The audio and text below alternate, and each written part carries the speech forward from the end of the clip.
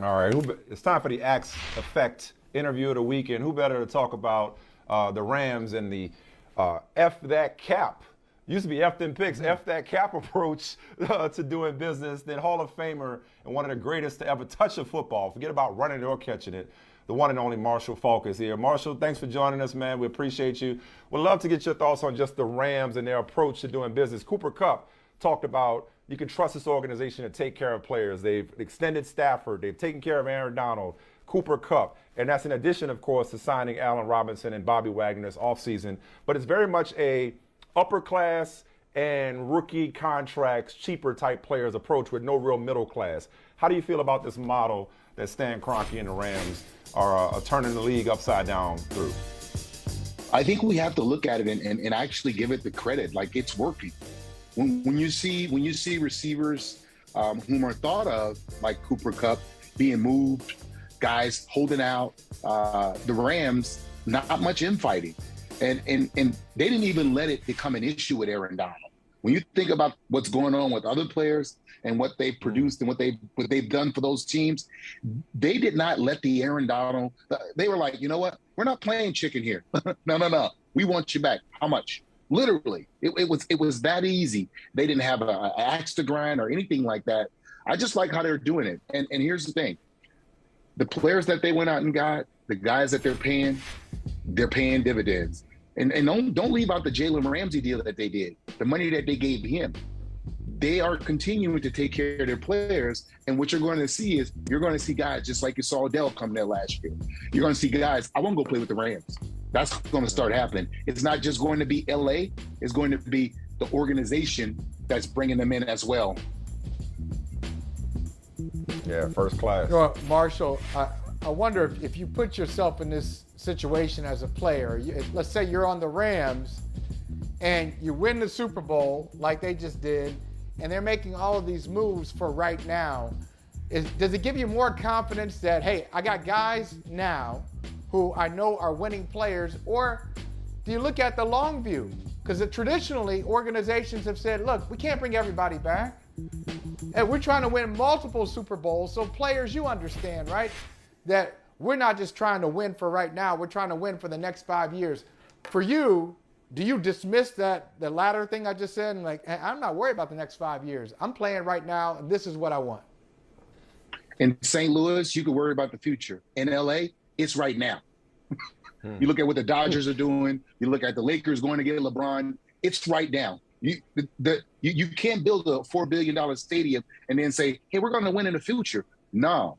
Those suites, which you're asking people to pay to come watch football, for parking, to get a meal in the stadium, oh no, you got to put a winner on the field. And I don't care what you have to leverage. And that's what I like. Stan Kroenke pushed his chips. He said, I'm all in. We're moving to LA and we're going to build a winner. He didn't just do it by providing a fancy stadium. Oh, you know what, Jared Goff, you got us to the Super Bowl, but we're going to go out and get another guy. They went out and got another guy. They're making all the moves to say to LA, hey, LA, we're here, we're a winner, and we want to win with you because you have to win in Los Angeles. There's nothing else. You're winning or you're less than. I love how you put it. In St. Louis, you can play that game, not in LA. So let's go back to St. Louis, and I'm sure you may have heard it last year some, but I mean it feels like it's gotten even louder now that they've gotten over the hump and won the Super Bowl and then added Allen Robinson in the offseason. We'll see if Odell ends up coming back. Is the projections, because you can't say comparisons, but the projections to your greatest show on turf with Hall of Famer Kurt Warner and, Hall of Fame caliber, Torrey Holt and Isaac Bruce. It's like, just historic offense led by Mike Martz as the offensive coordinator and the head coach, of course. Do you reject those comparisons? Premature, or do they have the potential to be as explosive and sustain it the way you guys did? I look at it different. See, most people, they're like, oh my God, disrespectful, premature. No, continue to make me relevant. Continue to have my name come up with what they are doing right now, all right? I'm living in the present. As they go out and do what they do, we are the comparison, and I'm okay with them comparing us. And I don't care that we played in a different era when you could do all this different stuff. I'm like, hey, it's football. The game is evolving, and we just have to accept it for how it is. Do we know what Steve Kerr could have been if he played in this era when he could shoot threes the way Steph's doing? We don't know. We had no idea. So what I'm saying is this, man, let's just accept it for what it is. These cats, they putting up numbers, they getting it done, and I like the comparison. I'm relevant.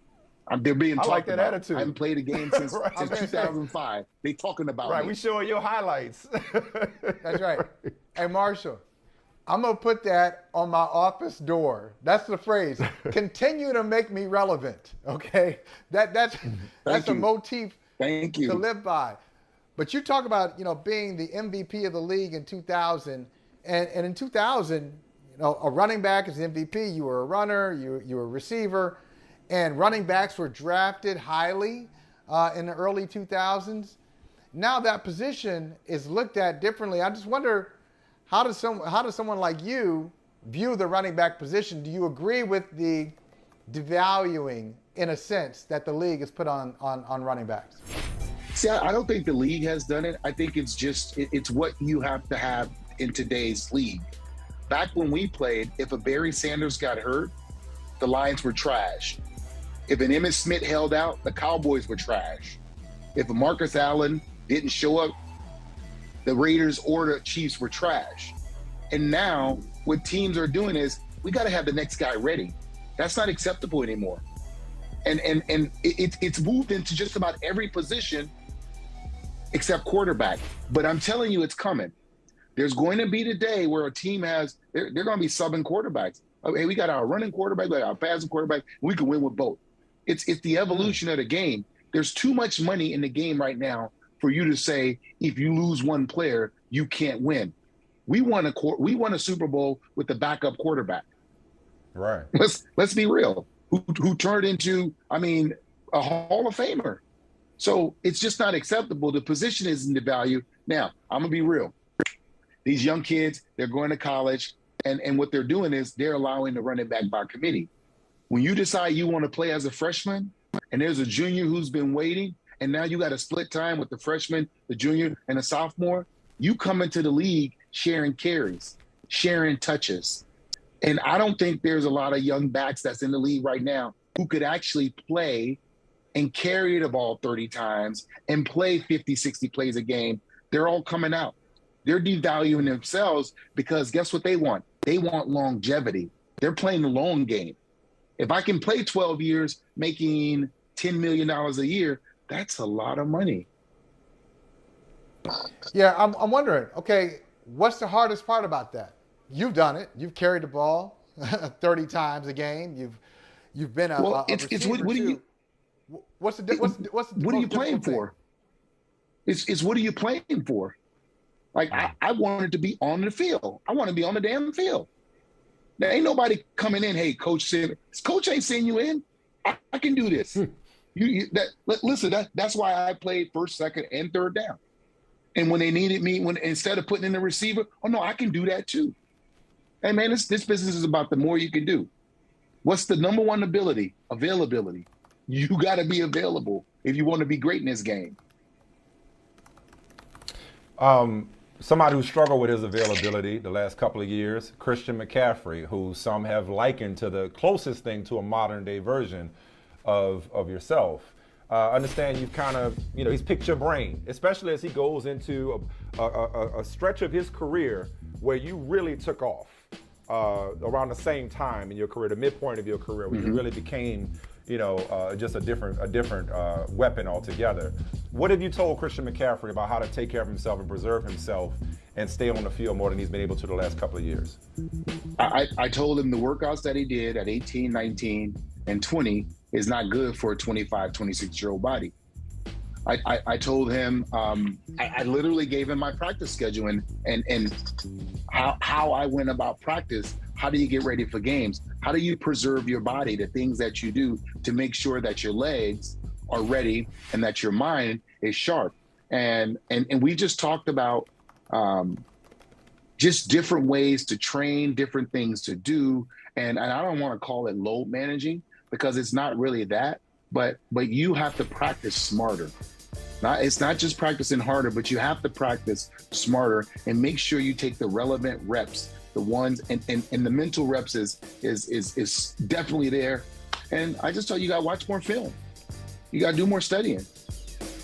And he took to it, man. He's astute. I love where he is right now, and he understands that the questions about his availability has been questioned. And more than anything, these young guys, they don't do a lot of reaching out. He reached out. He reached out. He was like, hold on, wait. That guy played the game like me. Let me get the information. As you guys know, a lot of these young cats, they just want to go to Google. They won't reach out. And I like the fact that he actually reached out and we have a rapport, and I was able to give him some nuggets to help him for the rest of his career. Let me ask you this.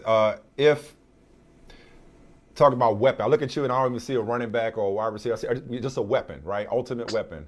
Maybe the NFL's football player, right? Maybe the NFL's best football player on offense, at least, or just weapon would be, the wide back that is Deebo Samuel. I'd love to know what you think of how the Niners used him, what you think of his skill set. But if he were to reach out and ask you about how to approach, I mean, he's showing up for mandatory stuff, but we know at one point reportedly wanted out, definitely wants a new contract. What kind of advice would you give him about his situation in San Francisco? Just take care of the business. You have to take care of the business off the field before you take care of the business on the field. And here's the thing. I understand what he meant to his team and how they used him. And for a wide receiver to do with how they use him, that's a short life. That's a short life. So I need a little bit more. I need to make this wide receiver money. It's up there right now. And I want to be in that conversation because that's what I am to my team. Now, as far as on the field, you just can't take shots. You can't run over everybody. In every football player, you can only there's an amount of hits that you can take before you can't take any more hits. And you don't want to be dishing out hits just for nothing. And you don't have to play the game like that. Play the game with your head by not using your head. I'm not planning to take to any football fields anytime soon, Marshall, but I do want to ask you, now you piqued my interest. Just give me one. Just give me one example or one exercise to preserve one's legs to extend a career. What did Marshall Faulk do? Or what does Marshall Faulk advise just to keep the thing going as long as possible? It's not just an exercise. It's a routine that you do. Understanding that in practice, what reps to take, the mental reps, making sure that on certain days when you're doing red zone, you take the reps when the ball's coming to you. When you're the decoy, somebody else can run the decoy route. You have to manage what you do. And the cold plunge afterwards, you might think you don't need it, but you need to do it before you need it so you don't need it for a longer time. Making sure that your people think massages, let's go stretch, get into the Pilates. Your body needs to be a little bit more pliable. As you get older, you guys see, you probably used to be able to touch your toes. Now you can touch your ankles. Now it's your shin, then it's your knee. Your body loses elasticity. I thought it was just me. Okay, man. Okay. Hey, you're too close. You're too close now. You're too close to home now, Marshall. I'm just telling you, man. And you got to pay attention to those things. You really do. Those Mondays or those Tuesdays off, you got to get in the training room. You got to get your soft tissue muscles. You got to get all that stuff worked on. Even when it's not hurting, you have to get it worked on if you want to play long. Hey, not sure how much you keep in touch with your first quarterback, or your earlier quarterback, I should say, the other Hall of Famer you play with in Peyton Manning. You've obviously transitioned exceptionally well to your post-career. Peyton's doing his thing in the television space. Talk that he could join this new Broncos ownership group in an advisory capacity. What do you think about Peyton in the front office? It will be interesting to me. Peyton is an amazing businessman. Obviously, we know when it comes to football where that mind is, but it requires a certain something to actually run a team and do the things that's necessary. And what he's never going to do is put himself in a position that he cannot succeed. If you understand the Mannings, that's just what they do. And Peyton is the best at it. I think that with the right tutelage, and he's going to make sure that he's mentored and he has the resources before he take the helm. I think with the mind that he has, as he orchestrated on the football field and put people in positions to win, he can do the same thing in the front office. I think it's there for him. Yeah. Hey, speaking of business, last thing, man, because, Marshall, you and I have known each other for a long time. Marshall Faulk and his family was good to me. Kid out of college, also from New Orleans, of course, covering Super Bowl 36. And I remember doing this big feature on Marshall Faulk coming home to New Orleans in the Super Bowl, as I did as a reporter. But I think about you at Carver. I think about you at San Diego State. And then I look at the landscape of today's college athlete that you just referenced earlier, how they do things differently at the running back position in particular, playing the long game. The name, image, and likeness era that we're in right now, man. And we just saw, I think, Tops and Fanatics, I believe, hope I got that right, just did a trading card deal with college athletes. Wondering just when you look at the name, image, and likeness and not just the boom that it is for the players finally getting something more than just crumbs, but also even just the controversy that it's caused among some of the older school coaches or some of the people who don't feel like there's not enough control around this landscape. Just what are your thoughts on this era as we see it now, but also what you could have done if anything like that was around when you were balling out at San Diego State with the Aztecs? Yeah, man, I'll address to what I could have done. There's a little envy there, but I'm so happy for the kids. I think that, it's just great. And I used to explain to people, just think about it. A suburban kid who went to a Catholic high school gets a scholarship.